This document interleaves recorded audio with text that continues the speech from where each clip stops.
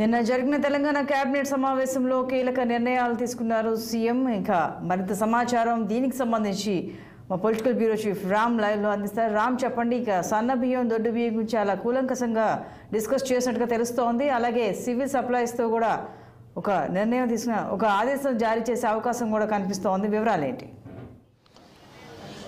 అయితే నిన్న సీఎం రేవంత్ రెడ్డి అధ్యక్షతన రాష్ట్ర సచివాలయం జరిగిన రాష్ట్ర మంత్రివర్గ సమావేశంలో వ్యవసాయ రంగానికి సంబంధించిన కీలక నిర్ణయం తీసుకున్నారు. ఇటు సివిల్ సప్లై అధికారులు, అటు మార్కెటింగ్ శాఖ అధికారులు, వ్యవసాయ శాఖ అధికారులు ముగ్గురు శాఖల అధికారులతో కూడా కలిపి ఒక కీలక నిర్ణయం తీసుకున్నారు.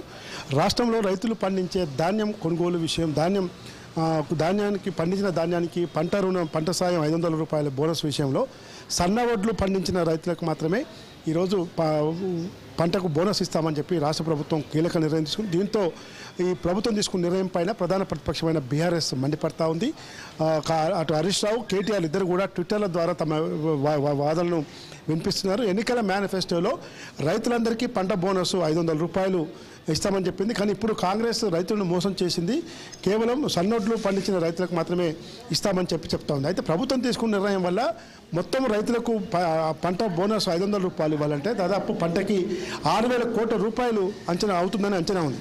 కానీ ఇప్పుడు సన్నోడ్లు పండించిన రైతులకు మాత్రం ఇవ్వాలంటే మాత్రం కేవలం 1,500 నుంచి 1,800 కోట్ల రూపాయలు మాత్రమే ఖర్చు అవుతుందని చెప్పి అంచనాలు తెలుస్తూ ఉన్నాయి. కాబట్టి ప్రభుత్వం ఫస్ట్ సన్నవడ్లు పండించిన వారికి ఎందుకు ప్రాధాన్యత ఇస్తుందని చెప్పి ప్రభుత్వం వివరణ కూడా ఇస్తూ ఉంది. ముఖ్యంగా ఈరోజు రేషన్ షాపుల ద్వారా ఇస్తున్న బియ్యం అసలు తినడానికి పనికి రావటం లేదు. ఈ సన్నవడ్లు పండించడం ద్వారా రైతుల్ని సన్నవడ్లు పండించేందుకు ఎంకరేజ్ చేయడం ద్వారా ఈరోజు జాతీయ పౌర సరఫరా శాఖ ఆధ్వర్యంలో ఇస్తున్న బియ్యం కానీ, అదేవిధంగా ప్రభుత్వ పాఠశాలల్లో ప్రభుత్వం తరపున హాస్టళ్లలో పెడుతున్న అన్నం కానీ ఇవన్నిటిని కూడా సన్న బియ్యం ద్వారా పెట్టవచ్చు. సన్నోట్లు పండించడం వల్ల ఈ ఉపయోగాలు ఉన్నాయని చెప్పి చెప్తా ఉన్నాను. మనం ఒకసారి కనుక చూస్తే 2020-21లో 1,20,00,000 మెట్రిక్ టన్నుల సన్నధాన్యము వస్తే 93,01,00,000 దొడ్డు ధాన్యము పండించడం. తాజాగా ఇప్పుడు లేటెస్ట్గా చూస్తే 2022-23లో 1,78,00,000 మెట్రిక్ టన్నుల దొడ్డు ధాన్యము అందులో కేవలం 79 లక్షలు మాత్రమే పండిస్తున్నారు.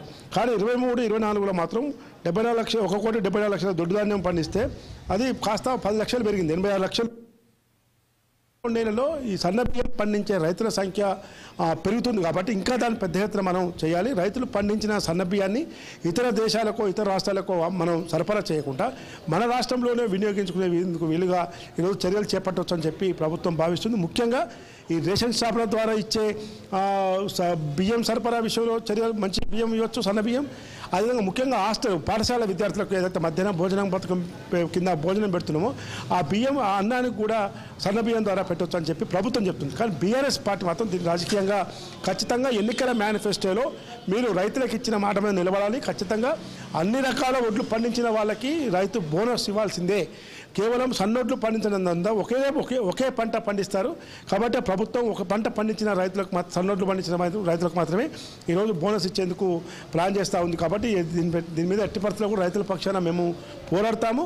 ఖచ్చితంగా దొడ్డు వడ్లు, సన్న వడ్లు పండించిన అన్ని రకాల రైతులకు ఖచ్చితంగా పంట బోనస్ 500 రూపాయలు ఇవ్వాల్సిందే. అది సంవత్సరానికి ఇస్తారా, ఒక పంటకి ఇస్తారా అనేది ప్రభుత్వం నిగ్గు తేల్చాలి. కాబట్టి ఇప్పుడు హరీష్ రావు, కేటీఆర్లు కూడా తమ వాదనను వినిపిస్తూ ప్రభుత్వానికి లేఖ రాయన్నారు సీఎం రేవంత్ రెడ్డికి. దానికి అవసరమైతే ప్రత్యక్ష ఆందోళన కూడా చేస్తామని చెప్పి టీఆర్ఎస్ వర్గాలు చెప్తున్నాయి. కానీ ప్రభుత్వం మాత్రం వాళ్ళ రాజకీయంగా ప్రధాన ప్రతిపక్షమైన బీఆర్ఎస్ ఎంత గగ్గోలు పెట్టినా, ఎన్ని అబద్ధం ప్రచారాలు చేసినా రైతులు నమ్మరు. ఖచ్చితంగా ప్రభుత్వం రైతు ప్రభుత్వం, ఇది ఇందిరమ్మ రాజ్యం. కాబట్టి దశల వారీగా అన్ని పథకాలు, ఏ రంగానికి చేపట్టే పథకాలు ఆ రంగానికి ఖచ్చితంగా అమలు చేసేందుకు ప్రభుత్వం కృతనిశ్చయంతో ఉంది. అందుకే నిన్న దాదాపు 4 గంటలకు పైగా సుదీర్ఘంగా కేబినెట్ సమావేశంలో వ్యవసాయ రంగానికి, ముఖ్యంగా రైతులకు సంబంధించిన విషయాల్లో అనేక కీలక నిర్ణయాలు తీసుకున్నామని చెప్పి ప్రభుత్వం చెప్తుంది. Yes, right Ram, thank you.